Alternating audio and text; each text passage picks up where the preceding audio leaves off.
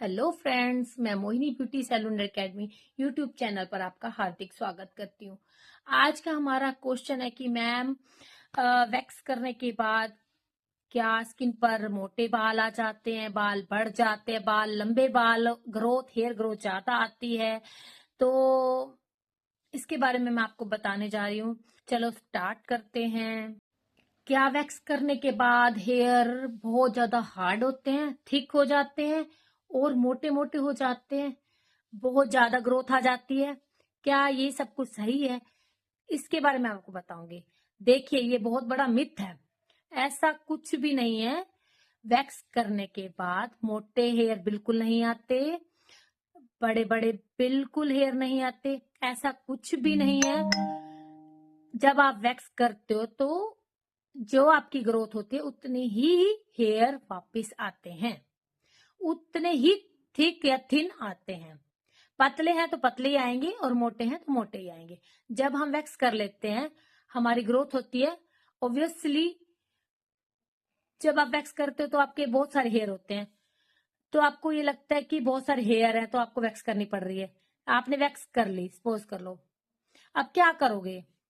जब आपने वैक्स कर ली, वैक्स कराने के बाद हमें लगता है कि बाल बहुत ज्यादा हो रहे हैं। बहुत ज्यादा बाल नहीं आते, बाल उतने ही वापस आएंगे, हेयर उतने ही आएंगे जो आपके पहले ही होंगे। बालों की जो थिकनेस थी उतने ही हेयर वापस आएंगे।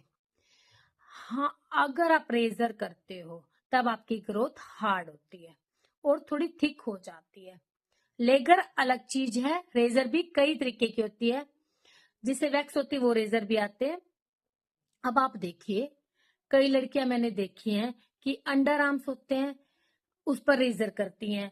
रेजर से क्या होता है, दूसरे दिन फिर से बाल आ जाते हैं, दूसरे दिन फिर से बाल आ जाते हैं।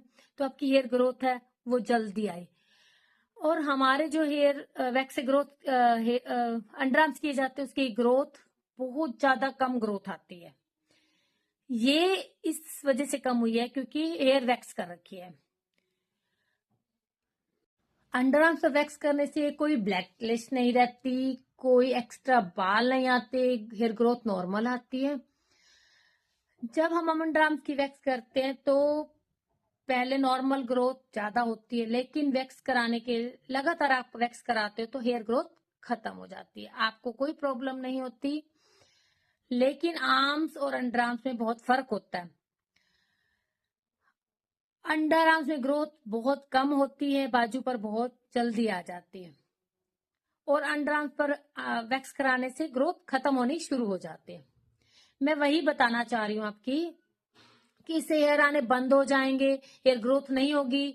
मेरा एक्सपीरियंस तो यही कहता है कि ऐसा कुछ नहीं कह सकती मैं कि हेयर ग्रोथ कब बंद हो जाएगी आनी और कब हेयर ग्रोथ खत्म हो जाएगी।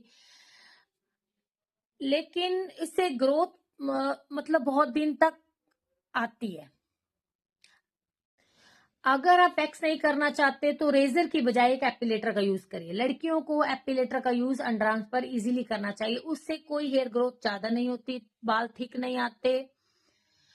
कई लोग कहते हैं कि हम अलग अलग स्किन होती है, अलग अलग अंडर आर्म्स होते हैं। किसी के साथ तो ऐसा हो जाता है कि उसकी ग्रोथ जल्दी आ जाती है। अलग अलग स्किन होती है, अलग अलग बॉडी होती है, तो सबकी ग्रोथ एक जैसी नहीं होती। तो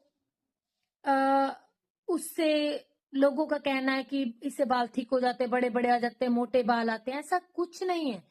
वैक्स करना कोई गलत बात नहीं है। ऑब्वियसली आपकी स्किन क्लीन रहती है और आपके अंडर आर्म साफ रहते हैं, ब्लैक क्लिश खत्म होती है, और रेजर से बाल हार्ड आ जाते हैं, हालांकि वैक्स से हार्ड नहीं आते। अगर आप वैक्स यूज नहीं करना चाहते तो आप रेजर की बजाय एपिलेटर का यूज कीजिए, क्योंकि जो गर्ल्स होती हैं उनको वैक्स में दिक्कत आती है करवाने में। कई बोलते हैं हमें दर्द होता है, इसलिए आप एपिलेटर दी बेस्ट है आपके लिए। आप एपिलेटर का यूज करिए। आशा करती हूँ आपको मेरी वीडियो समझ में आ गई होगी। ऐसी नई वीडियो देखने के लिए मेरे channel Mohini beauty salon and academy को लाइक करें, सब्सक्राइब करें, शेयर करें एंड कमेंट करें। Thank you so much.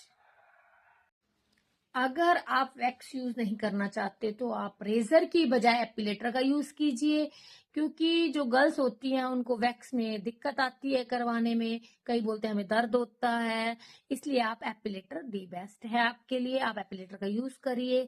आशा करती हूँ आपको मेरी वीडियो समझ में आ गई होगी। ऐसी नई वीडियो देखने के लिए मेरे channel Mohini beauty salon and academy को लाइक करें, सब्सक्राइब करें, शेयर करें एंड कमेंट करें। Thank you so much.